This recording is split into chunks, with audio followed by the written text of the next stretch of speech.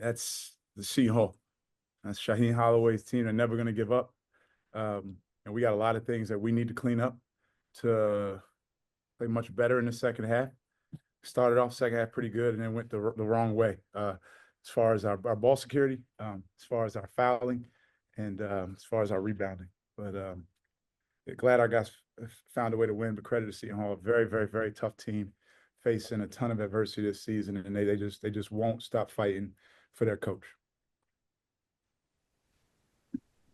Questions, Coach?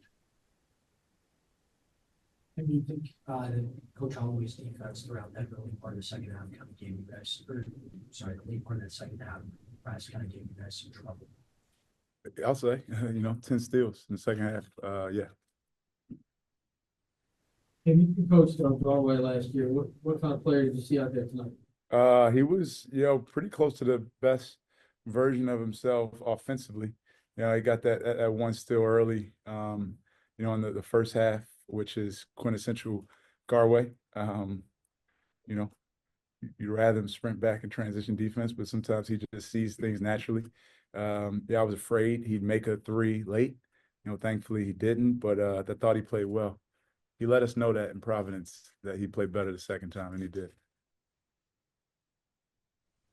You talk about Bryce this week. Do you expect him to come back next year fully healthy? Yeah, we answered that. I thought Sam Knox from Providence reported that.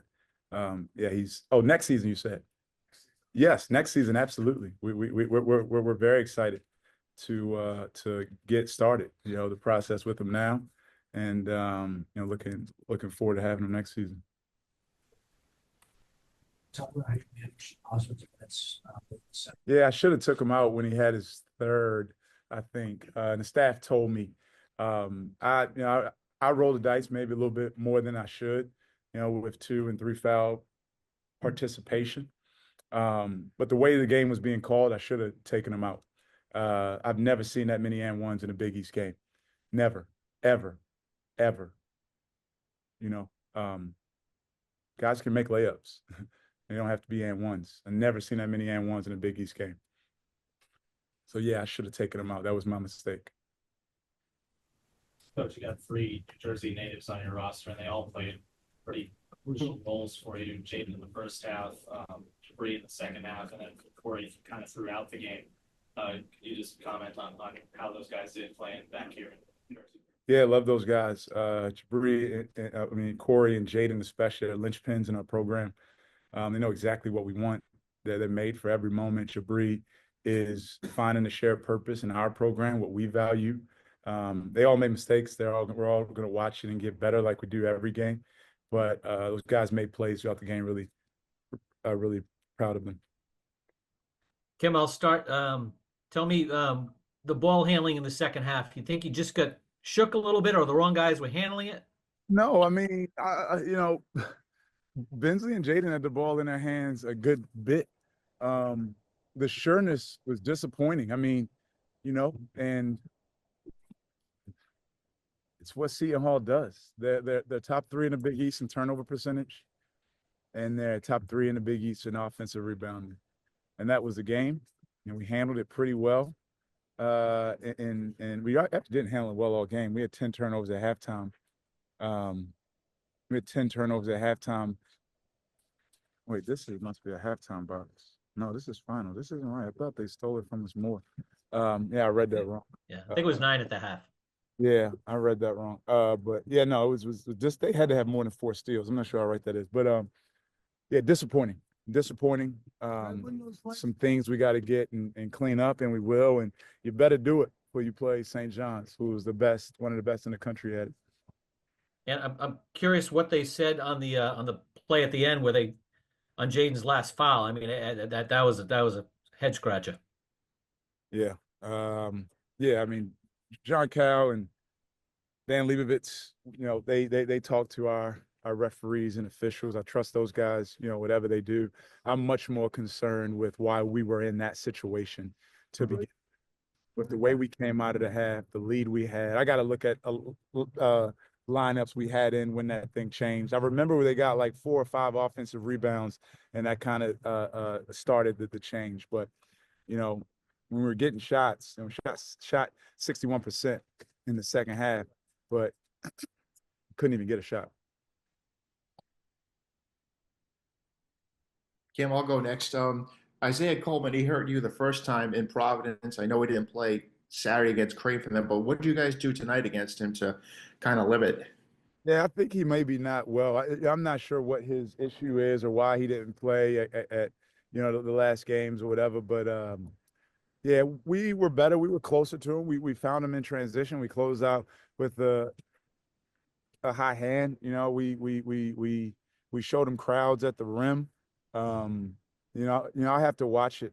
I think we were a little bit better in ball screens and we were better locating him and transition, but I don't think he's 100%.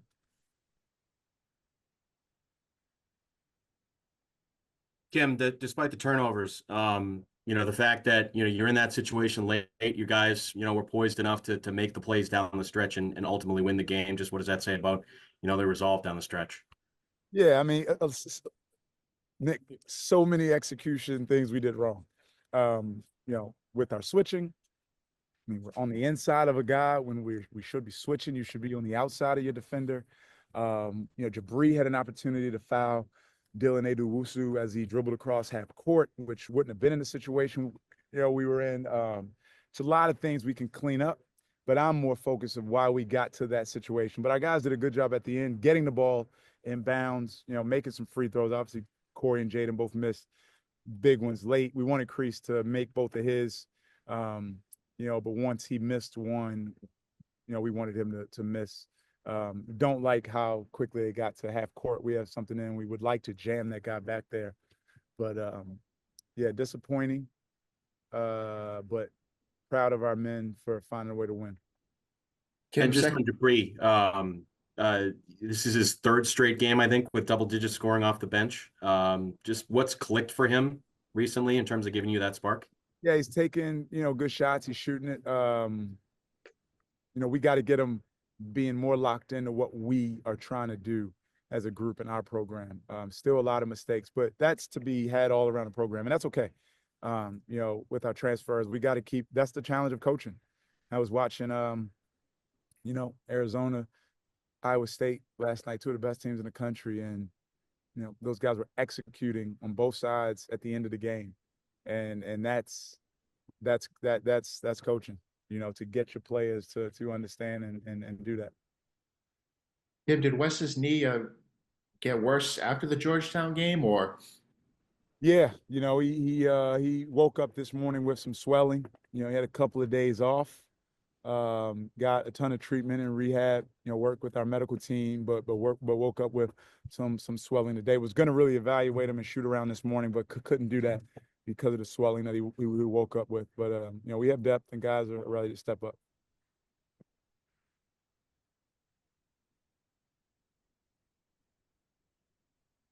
Thanks, guys. Thank you.